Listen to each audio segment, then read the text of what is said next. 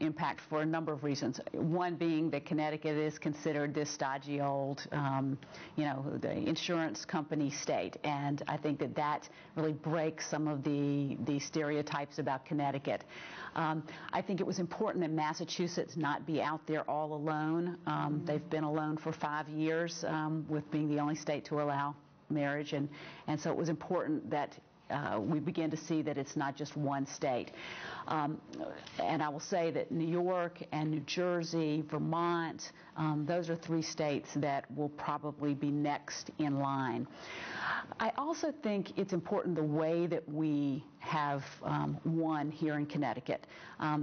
When Massachusetts legalized marriage, there was a huge backlash, and they actually fought for a number of years to protect their win. What we've seen in Connecticut is just either real joy and excitement at this victory, or from people who maybe they didn't support it, but they accept it. And we saw that in a poll from the University of Connecticut shortly after the decision came down. But we've seen it in the fact that there have been almost nothing in the way of protest or angry outburst. I think that's what politicians and courts in other states need to see, and I think it's the result of having done the education and laid the groundwork over the years. I was just going to say that I think I had mentioned this at a victory prayer meeting that we had right after the decision, that many rights in this country were won, but they were always attached to violence. And you have to say, well, sometimes that has to be. Mm-hmm. But in my knowing, this is the first victory that was done with mostly a peaceful, loving heart, because it was about love. And I think under your direction, taking it step by step was very important with Love Makes a Family, is to do the education piece and to educate constantly. I said to myself one year, how many more times do we have to appear before a committee and say the same thing over and over? But the thing is every time someone got up, they built and put into the bridge a stronger cord. That's right. Of reason, of understanding, of compassion. And it was just amazing and embarrassing at the same time. Amazing to hear the wisdom, and embarrassing to hear the other side's paltry logic. And it was paltry logic, and I think more and more people they might not have been ready to vote for a marriage bill, but they certainly didn't want to be associated with the other side. Right. I can remember one statement, for example, and I know you were there. One of the bishops was asked by one of the legislators,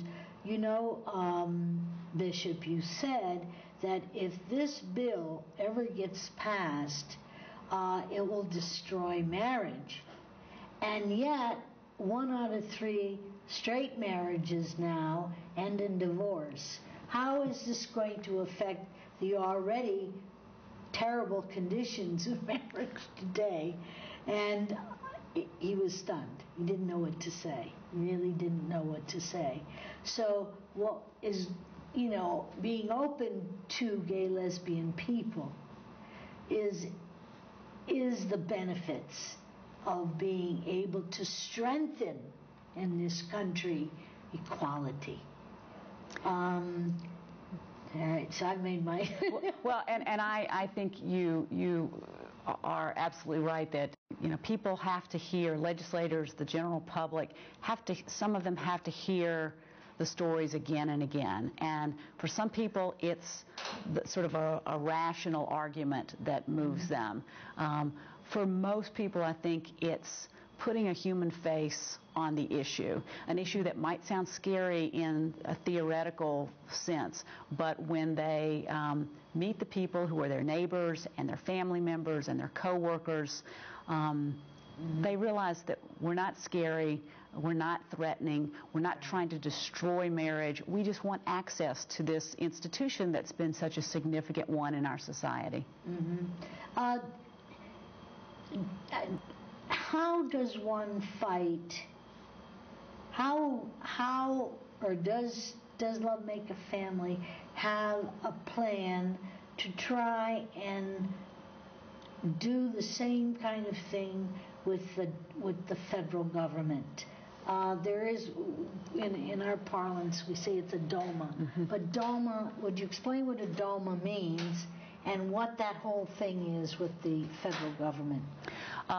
The acronym DOMA, which really is a misnomer, was a bill that was passed in 1996 in Congress. It's the so-called Defense of Marriage Act, and what it says is that the federal government will not recognize marriages or legal relationships between same-sex couples for the purposes of federal rights and benefits. On the surface, maybe that doesn't sound that important, but it is extremely important because there are over 1,000 laws dealing with marriage on the federal level. Two that we hear about a lot that are most significant are Social Security benefits that most heterosexual couples will take advantage of, and immigration rights. There are also countless tax benefits that discriminate against same-sex couples who are married because of this federal DOMA. And the other piece of DOMA says that states do not have to recognize a marriage between two people of the same sex. People assume if they're a heterosexual couple, if they're married in Connecticut and they decide to move to North Carolina or they're transferred in their job, that they're married. They'll still be married when they get to North Carolina. That's not the case for our marriages. That's very discriminatory, isn't it? It is. Because in every other, I would assume in every other passage of a law that's in one state, it's reciprocal in another. That's right. Is that right? I mean, it's like your car. I mean, you don't stop at the border of Mississippi and say, okay, you can't drive in here. Your license is only good in Connecticut. That's it. That's right. And again, going back to issues of family law, it's so important to protect children and custody arrangements, to have our marriages honored and recognized in other states. We are a country of states, and that's that's sort of what our nation is built on, is having those reciprocal relationships. What organization would be working with this DOMA to get it changed? Is there a national organization? Well, I think all of the groups that have been working on marriage will also be working to try to repeal the federal DOMA. And now that we've won marriage in Connecticut, we will be turning our attention to helping, doing our part in trying to repeal it. And I think a big piece of what we will do is to begin to collect stories of discrimination from married same-sex couples about why not being recognized on the federal level is harmful to them and to their family. We know that GLAAD, the group that was responsible for the lawsuit, will be working on this issue, as will countless other national and state groups. I was shocked to read, Anne, that transgendered people are denied some very, very basic rights in our state, and I'm sure all over the country. What are some of the things that I know that they have been working hard. They have their own group, but you've been working with them also. What are some of the things that they're not allowed? This is a very important issue, and in fact, in addition to protecting our marriage when next legislative session, working to pass what's called a gender identity and expression bill to protect transgender people will be our #1 legislative priority, working